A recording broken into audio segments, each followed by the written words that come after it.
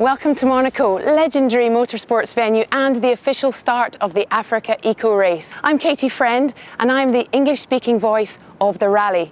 Every year I get to spend 2 whole weeks with my desert family. We travel through Morocco, Mauritania and Senegal. We work really hard, we see the very best of Africa and we have a lot of fun. Today we're going to be looking at the 12th edition, leaving from here in Monaco on the 5th of January 2020. We're going to be looking at the new route, we're going to be talking to some of the main players and we're going to be talking about the humanitarian aspects of this incredible rally.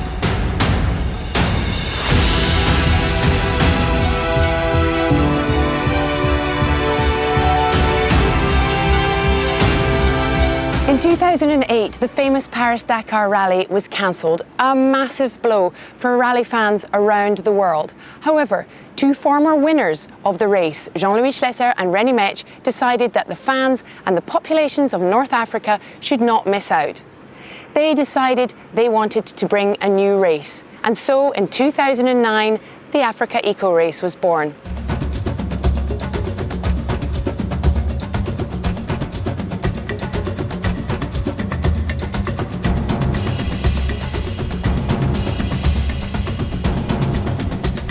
He was born and brought up in Monaco.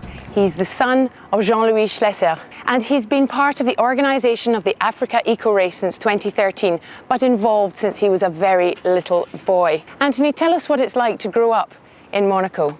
Well, I'm very linked to Monaco because I grew up in this city. My parents before me lived here, and it's a temple of motorsports, so it's very special to have our race start here for the 5th year now. And yeah, it was a great accomplishment and I'm really proud of it. We have organized this race and Monaco now has Formula 1, WRC and a World Rally Raid starting from here. Monaco, il faut quand même reconnaître que c'est la plus belle plateforme du sport auto ou des sports mécaniques dans le monde et peut-être la plus connue.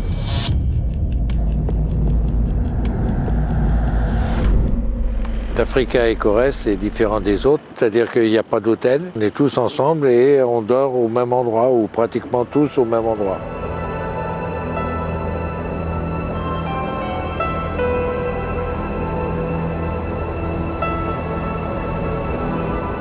Un vingtaine peut se retrouver avec un poireau moto, etc. Ce qui ressort de l'Africa, que ce soit pendant la journée, pendant la course, le soir au bivouac, pendant les briefings, c'est l'esprit de convivialité qui prédomine.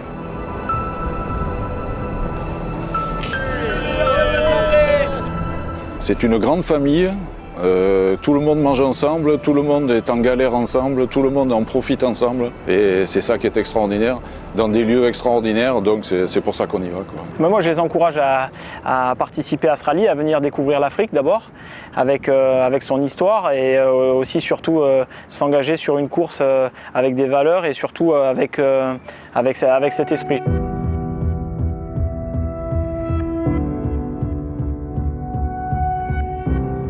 Nous sommes accueillis là-bas. Et les pays où nous venons sont demandeurs. Et nous essayons que ce soit un win-win. Chacun apporte un petit peu sa pierre à l'édifice et il n'y a que comme ça qu'on peut faire une belle course.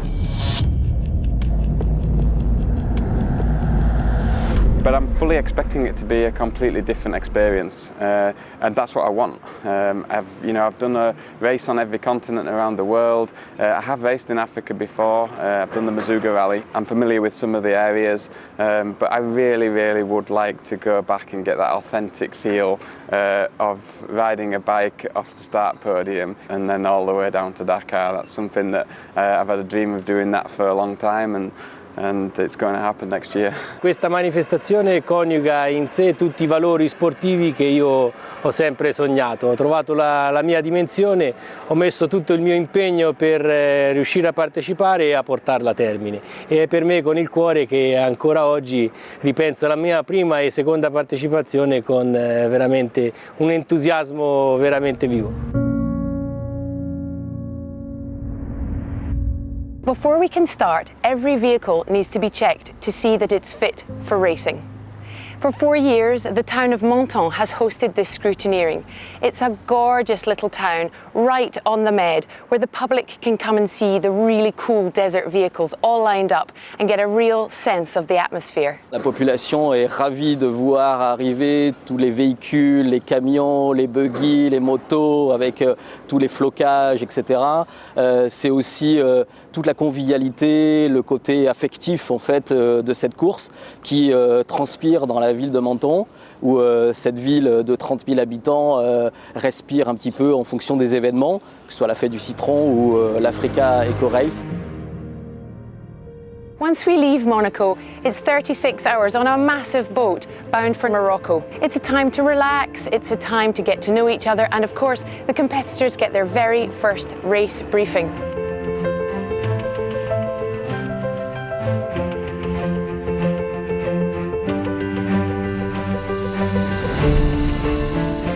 The recce's for the 12th edition will be happening very soon. But, as always, the team's main mission is to find something new in every country, every year.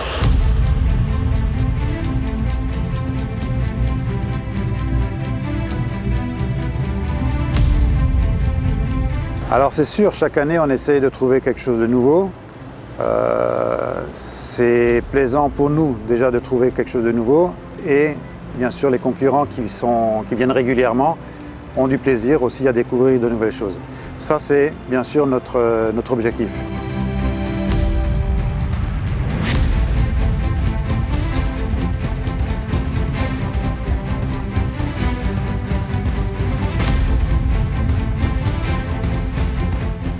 Donc comme nouveauté, on va essayer d'aller, d'ailleurs les gens ont bien aimé Chinguetti, Ouadane en Mauritanie, et là on va essayer d'aller vers Tidjika. On va faire une petite surprise aux concurrents.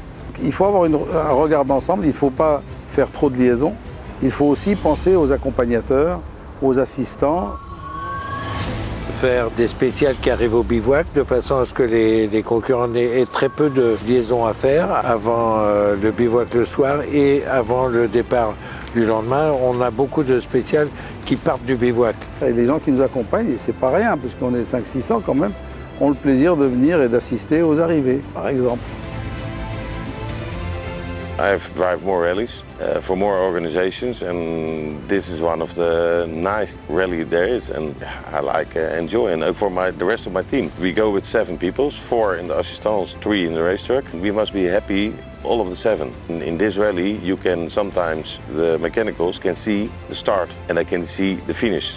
They see everything. We are one team, and not 3 in the race truck are more important. No, everybody.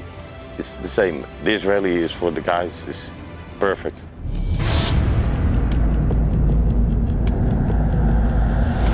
Un roadbook c'est un peu comme un puzzle, c'est-à-dire il y a beaucoup d'éléments qui rentrent en jeu pour créer un roadbook qui tient la route, surtout une course qui tient la route. Il faut prendre en considération la longueur des étapes, que l'assistance puisse arriver au bivouac, que ce ne soit pas trop long, que ça soit accessible en 2 roues motrices pour les assistances. Il y a tellement d'éléments avant de créer une seule spéciale, et il y en a 12 à faire, que c'est vraiment beaucoup de travail en amont. Ils ont su mélanger la beauté des paysages, le landscape, et en même temps l'intérêt de la piste. C'est-à-dire qu'on a toujours quelque chose qui est très beau à voir, et on a en même temps énormément de plaisir à conduire. On sent que chaque piste, elle a été choisie, chaque caillou, chaque dune, pour que le compétiteur ait vraiment du plaisir. Et ça, j'ai pas trouvé cette alchimie dans beaucoup d'autres compétitions.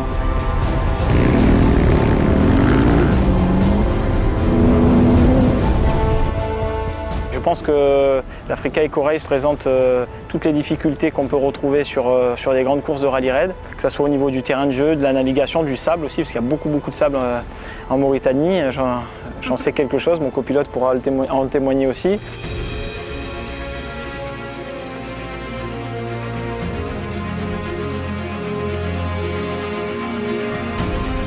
Nearly 700 people travel with the AfricaEcoRace every year, so it's really important to keep them safe and well looked after. On est là pour que tout soit bien fait, dans le calme et la sécurité. Le fait d'avoir un hélicoptère à côté, le médical en général, parce qu'il y a 3 hélicoptères, un médical, un télévision et puis le nôtre en direction de course.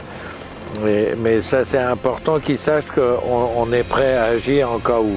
Jean-Louis a une très grosse qualité, c'est que dès que je lui parle de sécurité, il a les 2 oreilles qui s'ouvrent et en général on arrive à des compromis sur la sécurité des concurrents et en particulier des motos.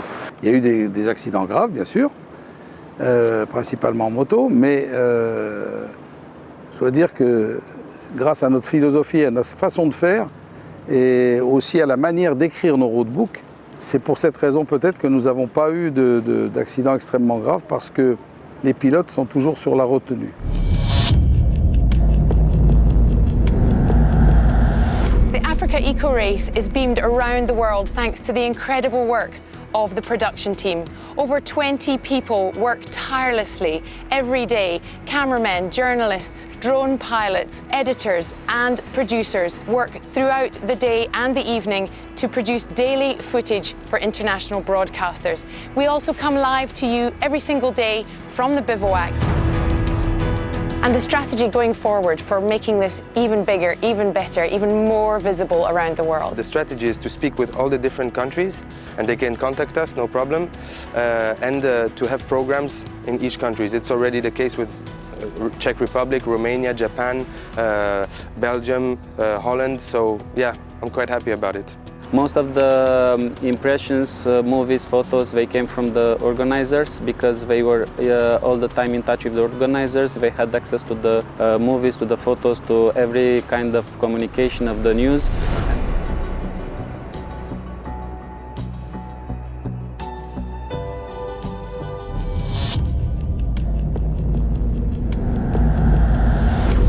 C'était exceptionnel de pouvoir voir déjà les paysages. On a aussi appris à connaître les autres concurrents, chose qui était assez intéressante. N'étant pas sur place, c'est vrai que c'est hyper important pour nous, la famille, de pouvoir se projeter aussi, d'imaginer ce qu'ils sont en train de vivre. Et c'est vrai que les images étaient fabuleuses pour ça. On a réussi à retracer un petit peu, à ressentir un petit peu l'ambiance sur place, et c'est vrai que ça donnait vraiment envie d'y aller. We listen to the needs and we really understand how important it is for each competitor, each team, to be visible and to have visibility in their countries.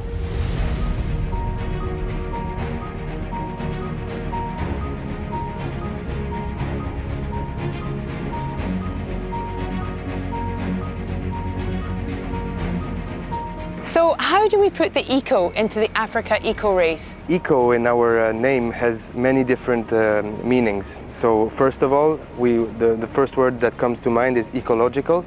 So we have different aspects in our race where we are trying to have an ecological approach.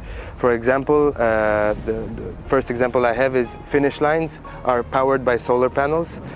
We are trying to move this now to the PC course, so a bigger unit in the bivouac, to have it also solar powered. I must say it's also an economical rally. It means that what we deliver to the people registering to our race in terms of fees is really low. We have the most kilometers, we have 2 boats going down to Morocco, coming back from Dakar, and for what we charge, it's really economical. We've had vehicles in the past with all kind of different eco aspect in terms of energy. We've had trucks with natural gas, we've had electric car, electric bike, and our race, since a long time now, since my father named the event AfricaEcoRace, is always open to vehicles and projects which are eco-friendly. And so any person which will come to us with a nice project and which is eco-friendly, we will have our arms open for them. Once again, the AfricaEcoRace is partnering with AMAD, World Association of Children's Friends, to distribute solar lamps. Over the years, we've given out over 1,000 of these lamps. And this year, the eco-participation part of the rally means that every single participant from the rally, from the organisers, from the teams, will be contributing to the distribution of these lamps. Nous avons initié en partenariat notamment avec AfricaEcoRace en 2017 donc, le projet qui s'appelle le Challenge l'énergie de l'espoir qui porte sur l'équipement pour les écoliers du primaire et du collège en zone rurale en lampes solaires. Ces lampes solaires permettent à ces enfants non seulement de faire leurs devoirs la nuit tombée, pour les jeunes filles de rentrer plus sereinement chez elles et également de lutter contre la pollution et également aussi pour les familles de réduire les coûts qu'ils doivent supporter pour l'éclairage. Et chaque enfant a gagné 4 heures d'études par jour et 200 tonnes de CO2 ont été évitées par an.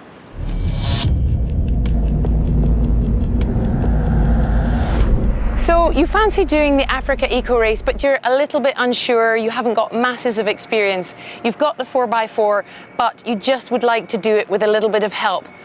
Why not come and join the raid? Every day you get to go out into the desert, just like everybody else, to do your own course. You learn to navigate, you learn to cross the dunes, and in the evening you come back and you share all the stories from the day in the bivouac with all the competitors. It's a little bit like a driving school for the Africa Eco Race. In an interview, they said in the television that the category raid is like the driving school of the rally. And that's it. Because you are in a group, you are not alone. And you learn to navigate, because you have to navigate by your own. And then in certain places, you group up with the other people of the raid. In my case, it was a little bit difficult also for the guides, because I was on a quad. The nice thing is when you come to the bivouac in the evening, you feel like the other riders, the big riders, I always say, because you are integrated in this family and you have to do all the same things. You have the same food, you have to prepare your road book. If you want to learn to do a rally, it's the perfect place. J'ai l'impression qu'aujourd'hui, en étant dans l'organisation et prendre en charge leur aide, ça me permet d'aider des concurrents qui étaient comme moi à l'époque, c'est-à-dire de rendre ce qu'on m'a donné pendant des années, tout simplement. Et je prends un très grand plaisir aujourd'hui. Je tiens à ce qu'ils puissent naviguer d'eux-mêmes pour qu'ils apprennent la navigation roadbook. Donc je les lâche un peu devant tout en ayant un œil sur eux par radio avec le PC course qui m'indique s'il y en a un qui prend un chemin détourné ou qui se perd, ce qui arrive chaque année d'ailleurs. Hein. It's fun, it's exciting, it's hard because you have to drive all the kilometers as well as the big ones, but it's less stress because you don't have to run against the time. In 2020, the category for the solo motorbike riders is changing its name. Say hello to the Motul Extreme Rider. The organisers will carry 2 trunks, 2 spare tyres and a tent for these incredibly brave riders. They will have their own area in the bivouac and people looking out for them.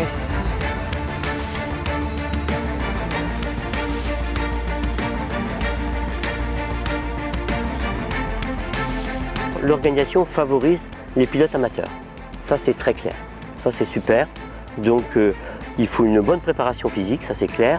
Avoir une moto adaptée et une 350 cm3, je crois qu'on n'a eu aucune panne. Si le pilote, je dirais, se donne les moyens physiques, etc., eh bien, l'organisation privilégie effectivement l'arrivée de tous les pilotes.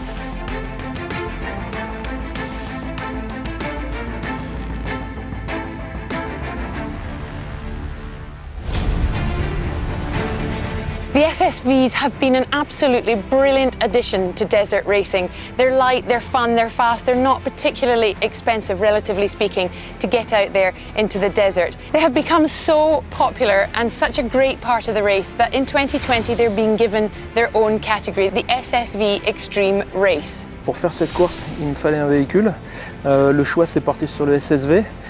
C'était un véhicule qui était très compétitif, qui rentrait dans mon budget. Et suffisamment fiable pour pouvoir rallier Dakar. D'annoncer cette nouvelle catégorie, c'est très bien. Ça va certainement augmenter la taille du plateau, plus de concurrents, plus de compétition et certainement plus de fun aussi. Et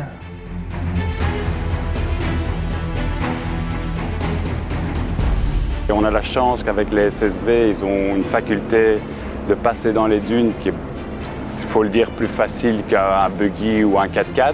Le problème, évidemment, c'est que je ne marche pas, donc j'attaque les dunes plus en mode 4x4 de façon à être en sécurité. Et une fois je me suis tanké, là je me suis mis par terre et j'ai pris mes 2 pelles pour creuser. Like the bikes, they will be all on their own for 250 kilometres before they're allowed to refuel and have a rest. This is going to make for a really exciting new category, and we can't wait to see how this will pan out in 2020.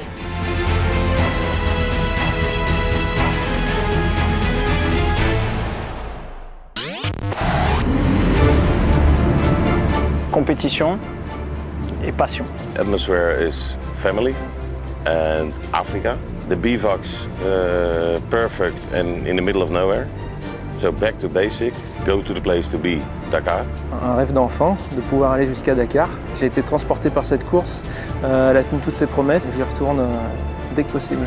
Longue vie à AfricaEcoRace, parce que ça vaut vraiment le coup de découvrir l'Afrique et notamment la Mauritanie. J'en ai vraiment, moi, pris plein les yeux. J'étais un gamin pendant les 15 jours. On a eu cette chance de passer donc, du rêve à la réalité, voilà, de passer de l'autre côté de l'écran et de le vivre. C'est vraiment de la magie. Passione e professionalità, secondo me sono le caratteristiche più importanti di questa manifestazione che coniuga tutte queste parole in una sola cosa che si chiama AfricaEcoRace. C'est vraiment l'envie de cette aventure vraiment exceptionnelle de tout ce qu'on peut voir sur les réseaux sociaux. C'est vraiment quelque chose qui, mon père et moi, nous donne vraiment envie. L'envie à chaque fois d'être à leur place a été trop forte et on a décidé cette année d'être du bon côté de la barrière. 5 janvier, mon anniversaire, 2 x 20, 40 ans, 5 janvier 40, 2 x 20, je pense que c'est un signe.